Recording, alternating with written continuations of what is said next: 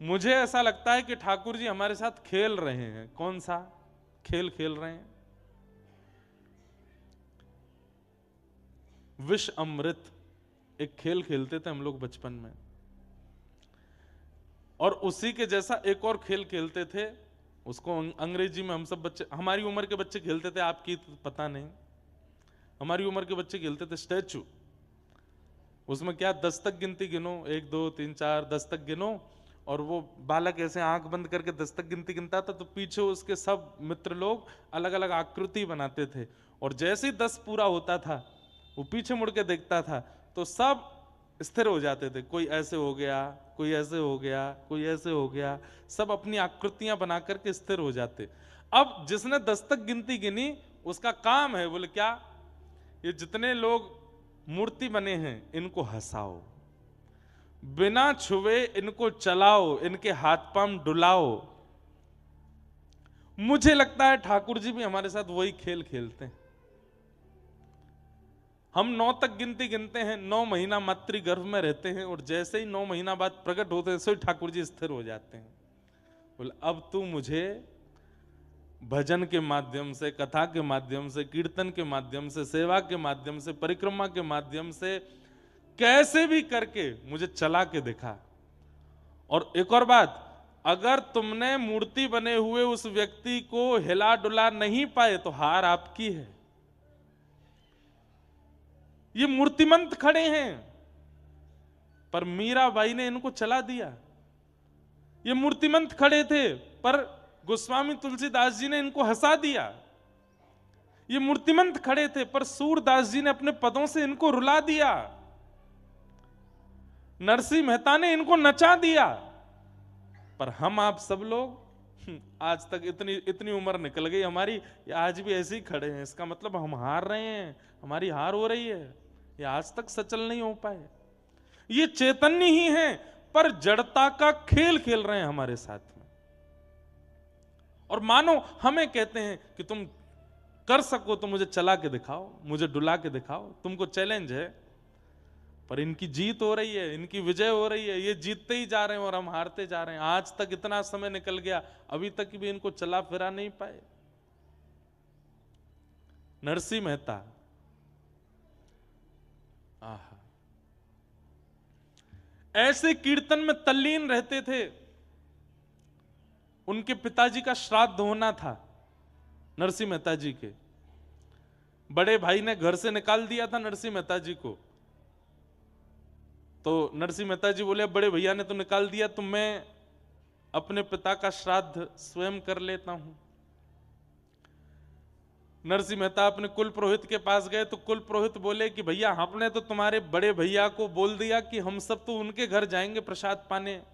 सब लोग ध्यान से सुनना, और एक बात बोलूं, एक पुण्य का काम और है। इस जगह पे कथा सुनना, अगर बगल वाला सो जाए तो कोहनी मार के उठा दो, बहुत बड़ा पुण्य मिलेगा आपको।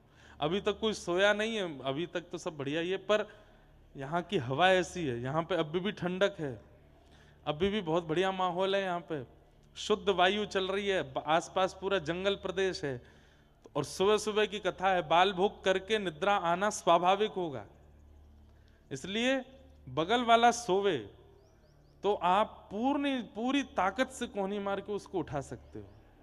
उसको लग जाएगी तो भी आपको दंड नहीं मिलेगा, आपको पुण्य मिलेगा, आपने उसको सोते हुए को उठाया है। इसलिए कोई सो जाए तो उसको उठा देना। हाँ, तो नरसिंह मेहता, बहुत ध्यान से सुनिएगा, भाई ने घर से निकाल दिया, कुल पुरोहित के पास गए तो कुल पुरोहित जन भी सब बड़े चिढ़ते थे, ब्राह्मण जन भी, ये नागर वंशीय ब्राह्मण थे तो ब्राह्मण भी इनसे बड़े चिढ़ते थे। क्यों? बिना वेद शास्त्र पढ़े, बिना कुछ भजन, बिना कुछ विद्वत्ता की बात किए इतनी भीड़ क्यों लगी रहती है नरसिंह मेहता के पास, इसलिए वो भी जलते थे। नरसिंह मेहता ने कुल पुरोहित से जाके कहा मेरे पिता का श्राद्ध है, आप प्रसाद पाने आओगे? तो कुल पुरोहितों ने भी कह दिया कि हम तो तुम्हारे बड़े भैया के यहां जाएंगे, उन्होंने हमको पहले निमंत्रण दिया है, तुम अपनी व्यवस्था कुछ और करो। तो नरसिंह मेहता बेचारे ढूंढने लगे, अब मेरे यहां कौन ब्राह्मण आएंगे, किसी अन्य ब्राह्मण के पास गए तो उसने मन में विचार किया कि नरसिंह मेहता को इतनी बड़ी व्यवस्था बता दो कि अपने आप मना कर दे। क्या व्यवस्था बताई?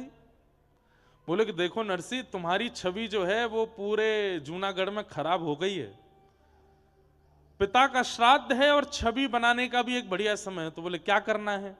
बोले तुम जितने ब्राह्मण हैं सबको निमंत्रण दो। नरसिंह मेहता बोले आप जाके सबको बोल दो, मुझे कोई दिक्कत नहीं, मैं सबको प्रसाद पवाऊंगा। नरसिंह मेहता ने सोचा 200-300 ब्राह्मण होंगे, और उस ब्राह्मण ने जाके 4000 परिवारों को निमंत्रण दे दिया। नरसिंह मेहता बेचारे बड़े सामान्य से थे, इतनी ज्यादा व्यवस्था उनके पास थी नहीं। मैं एक बात इसलिए सुना रहा हूं कि उन्होंने जड़ ठाकुर जी को चैतन्य कर दिया, नरसिंह मेहता जी ने। कैसे? 4000 ब्राह्मणों को निमंत्रण दे दिया।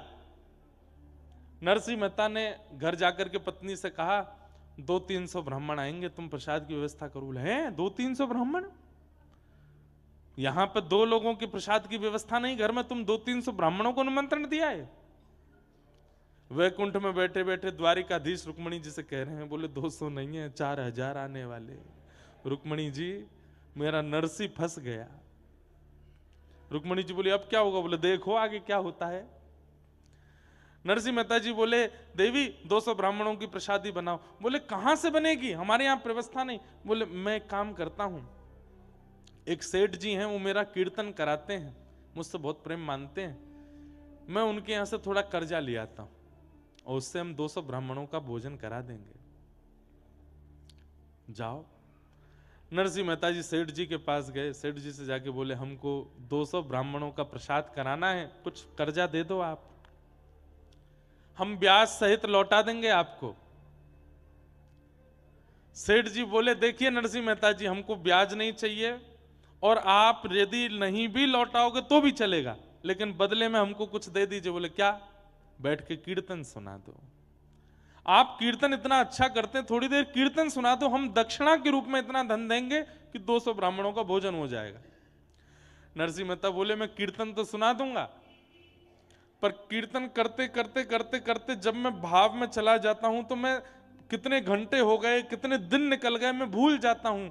और आज शाम को ब्राह्मणों का भोजन होना है, मैं ऐसा नहीं हो कि कहीं मैं तल्लीन हो जाऊं कीर्तन में। सेठ जी बोले चिंता मत करो, आप तल्लीन हो गए, मैं तो आंख खोल के रहूंगा, थोड़ी देर बाद आपको हिला दूंगा कि जाओ ब्राह्मण आ गए, घर पे भोजन कराओ। नरसिंह मेहता बोले देख लेना, ध्यान रखना मेरा। बोले हाँ ठीक है। उठाए करताल, नरसिंह मेहता ने जैसे कीर्तन शुरू किया, सोचिए नरसिंह मेहता तल्लीन होते होंगे तो क्या सुनने वाले नहीं होते होंगे? ऐसे भाव में गए, ऐसे भाव में गए कि वो भी डूब गए, सेठ जी भी डूब गए, सुनने वाले जो 10, 15, 20 लोग थे वो भी डूब गए, बाहर के गांव के लोग आए वो भी डूब गए। कीर्तन चलते चलते चलते चलते 13, 14, 15, 20 घंटे तक कीर्तन चलता रहा। यहां ब्राह्मणों के आने का समय हो गया। पत्नी बाट देख रही है कि वो 200 ब्राह्मणों के भोजन की सामग्री ला रहे होंगे। रुक्मणी जी बोली अब तो नरसिंह मेहता की और निंदा होगी, अब तो इनको जूनागढ़ से भी निकाल देंगे, ऐसा लगता है आज जो अपराध होने जा रहा है। ठाकुर जी बोले मैं नहीं देख पा रहा हूं, तुम बैठो मैं जाता हूं। और महाराज नरसिंह मेहता का रूप धारण करके ठाकुर जी आ गए जूनागढ़ में। और ठाकुर जी तो अक्षय पात्र लेकर के चलते हैं, 200 ब्राह्मण क्या तुम 2 लाख आ जाओ, सबको भोजन पवा देंगे। पत्नी के पास पहुंचे, नरसिंह मेहता की पत्नी से जाके कहा जल्दी जाओ प्रसादी बनाओ। और देवी सुनो, वो थोड़ी एक बदलाव आया। बोले क्या? 200 ब्राह्मण नहीं है। बोले तो कितने हैं? 300। बोले नहीं नहीं नहीं नहीं 4000 है। 4000 इनका कैसे बनेगा? अरे बनाते हैं ना, तुम भी लगो मैं भी लगता हूं। ठाकुर जी अमनिया कर रहे हैं, मिर्च काट रहे हैं, सब्जी काट रहे हैं, टमाटर काट रहे हैं, अमनिया कर रहे हैं, पत्नी छोंक लगा रही है, उसको तो लग रहा है नरसिंह मेहता ही है। और नरसिंह मेहता कहा? वो तो वहां कीर्तन कर रहे हैं बैठ करके सेठ जी के यहाँ। ठाकुर जी यहां पर सिर पर महाराज बांध करके कढ़ाई में लिए घी और सब प्रसादी बना रहे हैं। नरसिंह मेहता के पिताजी का श्राद्ध है, ठाकुर जी भोजन बना रहे हैं। क्षण भर में तो सब सामग्री बनती चलेगी। पत्नी बोली आज बड़ा आश्चर्य हो रहा है, इतनी जल्दी इतनी सारी सामग्री कैसे बन गई? बोले देवी इस पर बाद में चर्चा करेंगे, ब्राह्मण आ रहे हैं, चौका लगाओ बढ़िया गोबर का और थाली आदि सजाओ, सबको प्रसाद पवाना है। 4000 ब्राह्मण मन में सोचते आ रहे थे, आज नरसिंह मेहता हमको प्रसाद नहीं पवा पाएगा और ये हमको बहाना मिल जाएगा नरसिंह मेहता को नगर से निकालने का। लेकिन वहां जैसे ही पहुंचे, सबके चरण धो धो करके ठाकुर जी ने आसन पर बैठाया। 4000 ब्राह्मण एक ही पंगत में बैठा दिए और सबके सामने ठाकुर जी एक एक फेंटा कमर पे बांधे, एक फेंटा सिर पे बांधे, पसीना आ रहे हैं, ठाकुर जी धोते जामे, हाथ मांजे, सबको साग परोसे, सब्जी परोसे, 4-4 प्रकार की सब्जी, 2-2 प्रकार की पूड़ियां, 3-3 प्रकार के मिष्ठान, एक रायता, बढ़िया सामग्री, ऐसा पवाया महाराज, ऐसा पवाया। ब्राह्मण बोले, ए नरसी, हाँ कोई सेठ वेठ ने करी है क्या व्यवस्था? नहीं नहीं, सब आपकी कृपा है, आप सब ब्राह्मणों की कृपा है, आप लोग पाइए। प्रसाद पाकर के ब्राह्मण इतने तृप्त हो गए, इतने तृप्त हो गए कि मन से आशीष निकल रहा था, लेकिन जलन थी ना मन में। बोले भैया भोजन तो बहुत अच्छा पवाया नरसिंह मेहता ने, लेकिन हम लोगों को इसको नगर निकाला करना है, भोजन से काम थोड़ी बनना है, अब तो दक्षिणा की बाड़ी है, कुछ नहीं दे पाएगा। 4000 ब्राह्मणों को क्या देगा? नरसिंह मेहता दौड़ करके भीतर गए, ठाकुर जी थे, नरसिंह मेहता थोड़ी थे। पत्नी से कहा, देवी चलो दक्षिणा बांटें। बोले क्या देंगे दक्षिणा में? बोले सब व्यवस्था है, चिंता मत करो। एक बैलगाड़ी भरी रखी थी, कपड़ा हटाया, उस पर छोटी छोटी पोटलियां थी, पत्नी को देते जाओ। बोले तुम बांटती जाओ सबको। बोले इसमें है क्या? बोले कुछ नहीं है, तुम देते जाओ। पत्नी ने धीमे से पोटली खोल के देखी तो हर पोटली में 12-12 सोने की मोहर और 4000 ब्राह्मणों को बंटवाई। ब्राह्मण भी पोटली हाथ में लें तो, हे नरसिंह क्या पत्थर भर के दिए हैं क्या? नहीं नहीं, सब आपकी कृपा है, आपका अनुग्रह है। ब्राह्मणों ने जब खोल करके देखा, आज तक भोजन के निमंत्रण में 1 पैसा मिलता था तो ब्राह्मण फूले नहीं समाते थे कि 1 पैसा मिला हमको, सबसे बड़ी दक्षिणा है 1 पैसा। आज क्या मिला? 12 सोने की मोहर। मतलब ये ब्राह्मण, इनके बालक, इनके बालकों के बालक, बालकों के बालक, कम से कम 4 पीढ़ी तक भी अगर कुछ नहीं करेंगे तो इन्हीं मोहरों पर पेट पल जाएगा सबका। इतनी दक्षिणा देख करके सब ने तो भैया, नरसिंह मेहता और पत्नी दोनों को एक साथ बैठा करके ब्राह्मणों ने स्वस्ति वाचन किया, ऊपर अक्षत डालने। अरे नरसिंह मेहता जी, मैं तो कहता हूं नरसिंह मेहता जी के पिता कितने भाग्यशाली कि उनके श्राद्ध में ठाकुर जी ने भोजन बनाया, अपने हाथ से पवाया। और नरसिंह मेहता की पत्नी कितनी भाग्यशाली कि बाम दाहिने भाग में पति के रूप में विश्वपति बैठे हैं, जगतपति बैठे हैं, और 4000 ब्राह्मण एक साथ अक्षत छिड़क करके आशीष दे रहे हैं और नरसिंह मेहता वहां कीर्तन कर रहे हैं। 4000 ब्राह्मण निकले। इनके भाई के यहां 12 ब्राह्मण गए थे, वो सब प्रसाद पाके निकले। तो जब निकले तो 1-1 रुपया दक्षिणा मिला, जो कि बहुत ही बड़ी दक्षिणा थी। सब आपस में बोले यहां तो सब हुआ, अरे वो नरसिंह मेहता के यहां 4000 गए हैं, चलो चलो तमाशा देखने में आनंद आएगा, देखें तो सही कैसी कैसी जो है नरसिंह मेहता की जो है आज वस्त्र उतराई हो रही होगी, आज नगर निकारी हो रही होगी। 12 ब्राह्मणों ने जाकर के देखा तो 4000 ब्राह्मण नाचते हुए आ रहे थे। क्यों रे, कैसा रहा भोजन? बोले महाराज पूछो मत, दक्षिणा वक्षिणा मिली कि ऐसे ही आ गए हो? बोले आपको कितनी मिली पहले ये बता। हमको 1 रुपया। सुने 1 रुपया? 1 पैसा मिलता है हमारे यहाँ पे, 1 रुपया मिला है हमको। तुमको क्या दे दिया नरसिंह मेहता ने? कौड़ी वोड़ी दी होंगी। बोले महाराज आज तक इस नगर के सबसे बड़े ब्राह्मण आप थे, पर अब हम 4000 हैं, हम पे 12 सोने की मोहर है। नरसिंह मेहता ने दक्षिणा में दी। कैसे, कहां से? बोले पता नहीं, सब दिए। यहां सब ब्राह्मणों को प्रसाद पवाने के बाद ठाकुर जी बोले देवी थक गए, हमारे तो कमर में दर्द हो गया, आप बैठिए ना, मैं प्रसाद पवाती हूँ। हाँ सब ब्राह्मणों का हो गया, मैं पा लेता हूँ। ठाकुर जी बैठ करके पाए, पा करके पत्नी बोलती जा रही थाली में ही छोड़ देना, मैं भी पाऊंगी फिर। बोले हाँ हाँ। खूब सारा पाए। ठाकुर जी बोले अब देवी तुम बैठ के पाओ, मैं थोड़ा संध्या वंदन करके आता हूँ। पत्नी पाने के लिए बैठी, ठाकुर जी संध्या के बहाने सीधे द्वारिका चले गए वहां से। और वहां जाकर के ठाकुर जी ने सेठ जी के चित्त में जाके कही अब तो उठ जा, उठा दे नरसी को। सेठ जी की आंख खुली, नरसी जी, नरसी जी। बोले जी क्षमा कर दीजिए, बहुत बड़ा अपराध हो गया। बोले क्या हो गया? बोले आपको कीर्तन करते करते बहुत समय हो गया, श्राद्ध। बोले कितने, 2-4 घंटे ज्यादा हुए? वो नहीं नहीं 24 घंटे हो गए। नरसिंह मेहता बोले अब तो जाने से कोई फायदा नहीं, आप ही चले जाना, मेरी पत्नी कहाँ है उसको ढूंढ के भेज देना, ब्राह्मणों ने बहुत बुरा हाल किया होगा, घर वर जला दिए होंगे हमारे। तो सेठ जी बोले मैं संग चलता हूं ना, एक बार चल के देख लें क्या है। धीमे धीमे डर डर के नरसिंह मेहता अपने घर जा रहे हैं। घर के बाहर जाकर के देखा तो आंगन में बैठ करके पत्नी प्रेम से प्रसाद पा रही थी। नरसिंह मेहता गए, देवी तुम प्रसाद पा रही हो, सब ठीक है, घर वर जला तो नहीं, तुमको किसी ने मारा पीटा तो नहीं? अरे क्या, कौन मारेगा, प्रसाद पानी दीजिए थोड़ा प्रेम से। तुम प्रसाद पा रही हो, पिताजी का श्राद्ध नहीं हुआ, ब्राह्मण आए थे क्या, कुछ कहा तो नहीं? कैसी बात करते हैं, संध्या करने गए थे, हाथ पांव धोने गए थे, पूरी याददाश्त धो के आए हो क्या? सब कर गए ब्राह्मण भोजन, 4000 ब्राह्मण आए थे, क्या बढ़िया, सब आनंद से हुआ, देखो अब ये प्रसाद। नरसिंह मेहता बोले क्या कह रही हो तुम? बोले आप ऐसे आश्चर्य में पूछ क्यों रहे हो? नरसिंह मेहता जी ने सब सत्य बताया। बोले देवी मैं 24 घंटे बाद आया हूं, मैं कीर्तन करने गया था, 24 घंटे तक मैं नहीं आया था, यहां 24 घंटे में क्या हुआ मुझे बताओ। पत्नी के नेत्र सजल हो गए। बोले आप नहीं थे? बोले ना। सब्जियां कौन काट रहा था भीतर? फेंटा बांध करके, सिर पर स्वापा बांध के, बार बार मेरे से हाथ से कढ़ाई छीन करके कौन चला रहा था? रबड़ी को, रायते को किसने बनाया? सब ब्राह्मणों को, 4000 ब्राह्मण आए थे, सबको 4000 आए थे। बोले हाँ, सबको प्रसाद पवाया, 12-12 सोने की मोहर दी, आप नहीं थे तो कौन थे? नरसिंह मेहता के नेत्र सजल हो गए। बोले देवी तुम्हारे चरण कहाँ है, मैं प्रणाम कर लूं? मेरे द्वारिकाधीश आए थे, मैं नहीं था, मेरे नाथ आए थे, मुझे बस ये बता दो वो कहां बैठे थे, कहां चले थे, उनकी चरण रज होगी, मैं उसी को माथे से लगा लूं।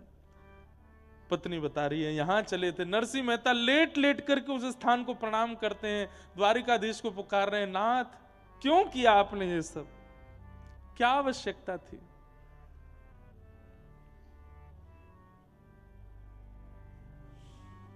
अद्भुत हैं ठाकुर जी। नरसिंह मेहता के सब भाव करके गए। ये बात मैं क्यों कह रहा हूं, हमारे लिए आज भी वो जड़ ही हैं, पर नरसिंह मेहता थे जिनके लिए वो चैतन्य हो गए, मीराबाई थी जिनके लिए वो चैतन्य हो गए, सक्कूबाई थी जिनके लिए वो चैतन्य हो गए।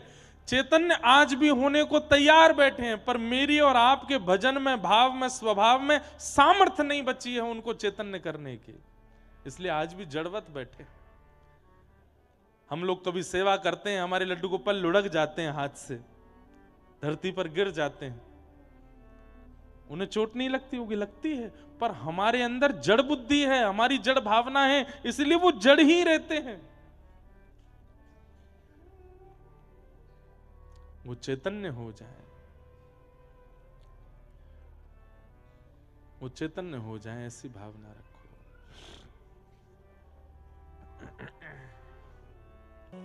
तो ठाकुर जी कौन है? चैतन्य है, परंतु हमें जड़ता का अनुभव कराते हैं। यदि वे जड़ हैं तो फिर कैसे श्री वृंदावन में है स्वामी श्री हरिदास जी के लिए बिहारी जी बन के प्रकट हो गए? यदि वे जड़ हैं तो कैसे मधु पंडित के लिए गोपीनाथ बन के आ गए? यदि वे जड़ हैं तो कैसे पुंडलीक के लिए श्री विट्ठल बन करके महाराष्ट्र में पहुंच गए? वे जड़ नहीं है, वे चैतन्य हैं, पर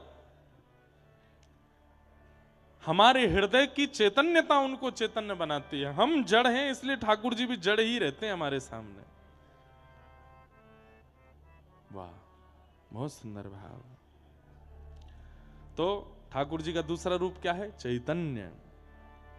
और तीसरा रूप क्या है? आनंद।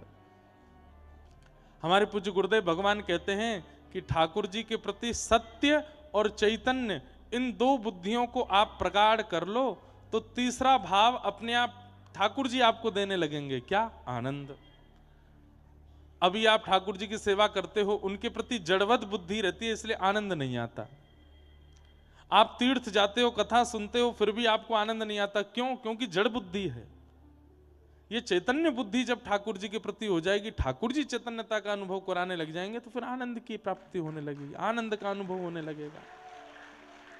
सच्चिदानंद रूपाय विश्वोत्पत्त्यादि हेतवे, विश्व की उत्पत्ति आदि के जो हेतु हैं, इस विश्व को बनाया, इस विश्व का संचार कर रहे हैं और इस विश्व का संहार करेंगे। तापत्रय विनाशाय, तीन प्रकार के तापों का जो उपशमन करते हैं, विनाश करते हैं। श्री कृष्णाय वयम नमः। तीन प्रकार के ताप हैं, दैविक, दैहिक और भौतिक। दैविक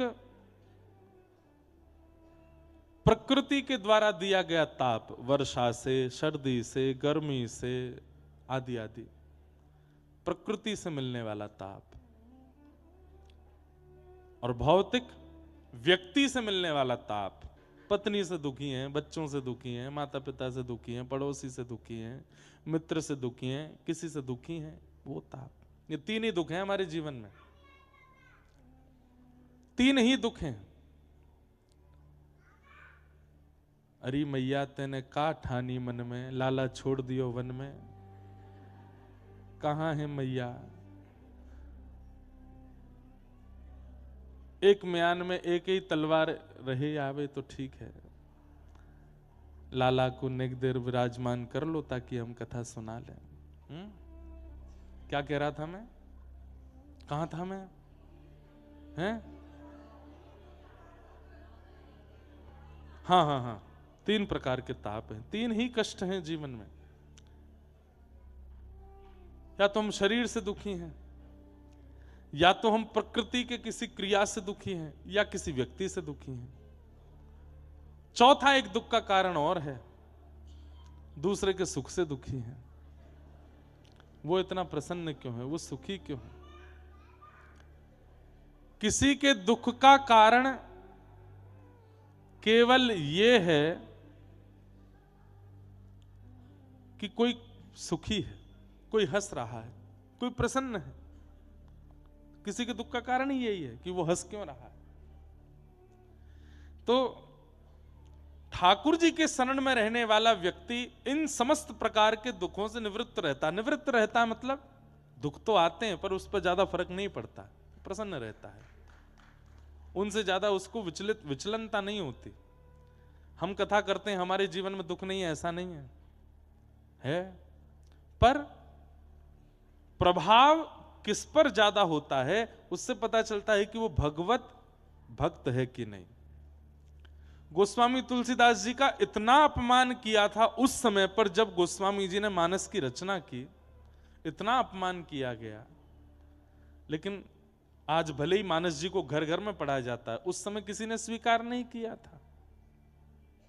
लेकिन गोस्वामी जी ने स्पष्ट कर दिया कि मैंने ये रचना किसी व्यक्ति विशेष को प्रसन्न करने के लिए नहीं की। स्वांत सुखाय तुलसी रघुनाथ गाथा।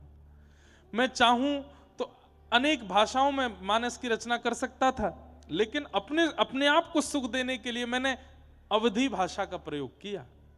और आज वही अवधी भाषा में सब लोग पढ़ रहे हैं, अपना कल्याण कर रहे हैं, कृतार्थ हो रहे हैं। तो संसार का काम है बंधुओं, कभी यश देंगे, कभी अपयश देंगे। तो इस संसार में दुख तो सबके जीवन में आता है, पर उस दुख को आप कितना भारी भरकम रूप से लेते हो ये आपके ऊपर निर्भर। एक मेरे को बहुत अच्छी बात याद आई, ध्यान से सुनना। ठाकुर जी वंशी धारण कैसे करते हैं? ऐसे दोनों भुजाओं का प्रयोग करते हैं, अपने नेत्रों को भी नीचा कर लेते हैं, सर भी झुका लेते हैं, स्वयं भी चरणों को भी टेढ़ा मेढ़ा कर लेते हैं, पूरे बिल्कुल आनंद के साथ त्रिभंग लली बनकर के तब ठाकुर जी वंशी बजाते हैं। वंशी में वजन कितना होता है? 50 ग्राम होता होगा, 100 ग्राम होता होगा। उसको ठाकुर जी ऐसे धारण करते हैं। जैसे कितनी भारी है, भारी वस्तु को, अब ये स्पीकर रखा है, इसको मुझे उठाना हो तो मैं टेढ़ा होऊंगा, नीचे झुकूंगा, जोर लगाऊंगा, अपने होठ मीचूंगा, तब जाकर के इसको उठाऊंगा। भारी वस्तु को उठाने में अंग को तोड़ा जाता है, मरोड़ा जाता है, सब प्रकार के बल लगाए जाते हैं, दोनों हाथ लगाए जाते हैं। ठाकुर जी वंशी धारण करते हैं ऐसे जैसे कितनी भारी हो, लेकिन 7 कोस लंबे चौड़े गिरिराज पर्वत को धारण करते हैं ऐसे। इसका मतलब क्या है? ताली पहले बजा दी, सब मजा किरकिरा कर दिया। बात तो सुनो पहले पूरी। वंशी क्या है? तत्प्रेम रूपिका। वंशी प्रेम प्रदान करती है। वंशी कोई अत्यंत दुखी भी हो तो उसको सुनकर के आनंदित हो जाता है, प्रेम में घुल जाता है, निमग्न हो जाता है। आहा, व्रज की व्रजांगनाएं, गोपियां सब दौड़ी चली जाती हैं ठाकुर जी की वंशी सुन करके। केवल व्रजांगना गोपियां ही नहीं, सारे वंचर जीव भी ठाकुर जी की वंशी सुनकर के आनंदित हो जाते हैं। गैया भी दौड़ी चली जाती हैं। सबको सुख देने वाली वंशी, प्रेम प्रदान करने वाली वंशी।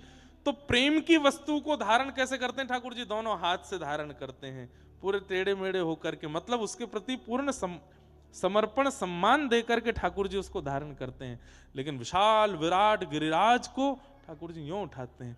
हमको ठाकुर जी संकेत कर रहे हैं, जीवन में आने वाले विषाद, दुख, पीड़ा भले ही कितने भी बड़े पहाड़ की तरह हों, ऐसे उठाओ, और जीवन में आने वाला प्रेम, भक्ति, भाव, भजन, उसको ऐसे धारण करो, दोनों भुजाओं से, हृदय से लगा करके।